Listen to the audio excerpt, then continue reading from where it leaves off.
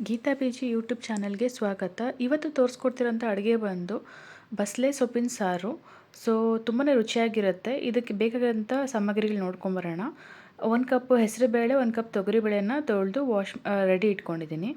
ಹಾಗೆ ನಾವಿಲ್ಲಿ ಜಾಸ್ತಿ ಹಾಕೋದು ಬೇಡ, ಒಂದೊಂದು ಚಿಕ್ಕ ಸ್ಮಾಲ್ ಕಪ್ ಅಷ್ಟು ಹಾಕ್ಕೊಂಡ್ರೆ ಸಾಕು. ಮತ್ತು ಅರ್ಧ ಕಪ್ಪು ಕಾಯಿ ತುರಿ, ಒಣಗಿದ ಬ್ಯಾಡಗಿ ಮೆಣಸಿನ್ಕಾಯಿ 4, ಖಾರದ ಮೆಣಸಿನ್ಕಾಯಿ 4, ಬೆಳ್ಳುಳ್ಳಿ, ಟೊಮೆಟೊ, ಈರುಳ್ಳಿ ತೊಗೊಂಡಿದ್ದೀನಿ. ಹಾಗೆ ಇಲ್ಲಿ ಬಸಳೆ ಸೊಪ್ಪು. ಈ ಬಸಳೆ ಸೊಪ್ಪು ದಂಟಿನ ಸಮೇತ ಹಾಕ್ಕೊಬೇಕಾಗತ್ತೆ.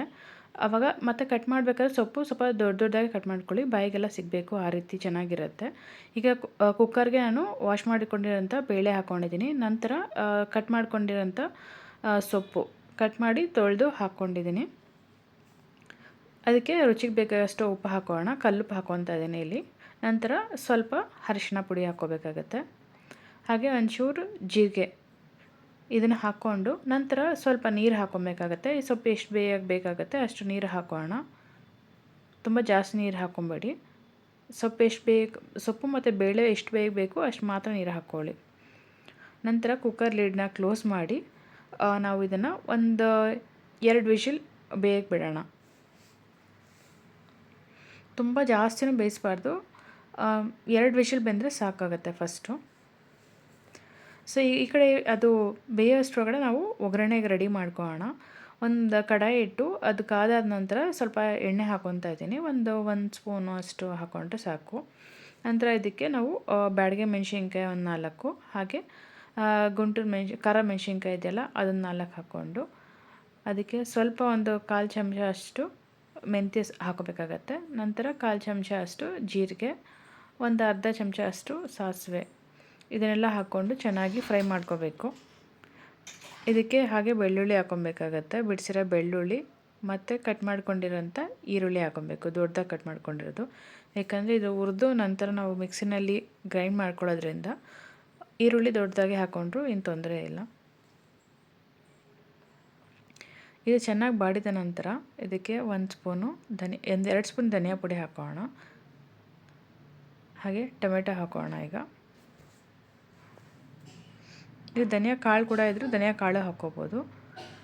ಹಾಗೆ ನಾನಿಲ್ಲಿ ತೆಂಗಿನಕಾಯಿ ತುರಿದಿಟ್ಕೊಂಡಿದ್ನಲ್ಲ ಅದನ್ನು ಕೂಡ ಹಾಕ್ಕೊಂಡು ನೀಟಾಗಿ ಚೆನ್ನಾಗಿ ಬಾಡಿಸ್ಕೋಬೇಕಾಗತ್ತೆ ಇದರಲ್ಲಿ. ಸೊ ಈಗ ವಿಜಿಲ್ ಕೂಗಾಗಿದೆ, ಅದನ್ನು ಸ್ಟವ್ ಆಫ್ ಮಾಡಿದ್ದೀನಿ. ಹಾಗೆ ಇದನ್ನು ನಾವು ಚೆನ್ನಾಗಿ ಹುರ್ಕೊಂಡಿದ್ವಲ್ಲ, ತಣ್ಣಗಾದ ನಂತರ ಮಿಕ್ಸಿ ಜಾರ್ಗೆ ಹಾಕ್ಕೊಂಡು ಪೇಸ್ಟ್ ಮಾಡ್ಕೋಬೇಕು. ಜೊತೆಗೆ ಒಂದು ಸ್ವಲ್ಪ ಗೋಲಿ ಸೈಜಷ್ಟು ಹುಣಸೆ ಹಣ್ಣನ್ನು ಕೂಡ ಹಾಕ್ಕೊಬೇಕಾಗತ್ತೆ. ಹುಣಸೆಹಣ್ಣು ಯಾವಾಗಲೂ ತೊಳೆದು ಅದನ್ನು ಬೀಜ ಎಲ್ಲ ತೆಗೆದು ಹಾಕ್ಕೊಳ್ಳಿ. ನಂತರ ಸ್ವಲ್ಪ ನೀರು ಹಾಕ್ಕೊಂಡು ರುಬ್ಕೊಳ್ಳಿ. ಈ ರೀತಿ ನುಣ್ಣಗೆ ರುಬ್ಬಿರ್ಬೇಕು ಯಾವಾಗಲೂ, ಆಗ ತುಂಬಾ ರುಚಿಯಾಗಿರುತ್ತೆ ಸಾಂಬಾರು. ಸೊ ಈಗ ಪ್ರೆಷರ್ ಎಲ್ಲ ಹೋಗಿದೆ ಅಂತ ನೋಡಿ ಕುಕ್ಕರ್ ಲಿಡ್ನ ತೆಗೆಯೋಣ.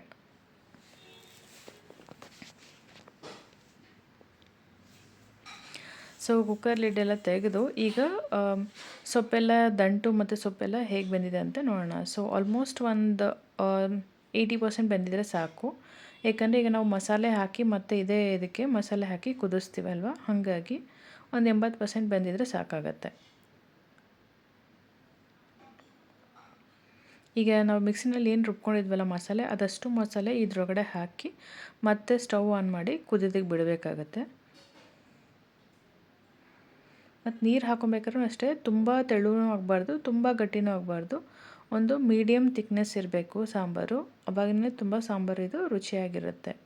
ನೀವು ಮುದ್ದೆಗಾರು ತಿನ್ಬೋದು ಇದನ್ನು, ಚಪಾತಿಗಿರ್ಬೋದು ಮತ್ತು ರೈಸ್ ಜೊತೆಗಿರ್ಬೋದು, ಒಳ್ಳೆ ಕಾಂಬಿನೇಷನ್ನು. ಇದು ಬಂದು ಕರಾವಳಿ ಕಡೆ ಅವರು ತುಂಬ ಇದನ್ನು ಮಾಡ್ಕೊಂಡು ತಿಂತಾರೆ.